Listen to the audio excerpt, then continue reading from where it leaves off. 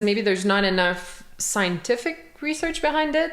I mean, there's a good amount, and this thing is like, it's like the more that comes out, like a lot of what I've seen has been very strong. There was I think it was a few years ago now, maybe around the time when we met, if I'm remembering correctly, the study around anxiety, and it was like, people with mild and even very severe anxiety, reducing their anxiety for up to 48 hours. And the reason it was up to 48 hours, that was when we stopped measuring. So it could have been longer, right? And like, I've dealt with anxiety, especially when I was younger, like quite severe.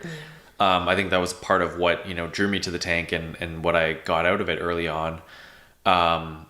And for sure, I mean, like, I wouldn't say that I don't deal with it at all. I think I deal with it in different ways now. Not anywhere near the severity of what I did before.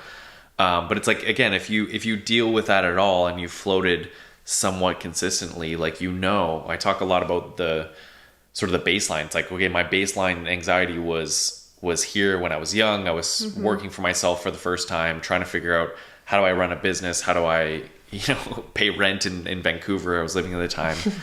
And, I start floating regularly, and it's just, this would continue to drop and drop and drop, and then stabilize way lower. Oh yeah, 100%.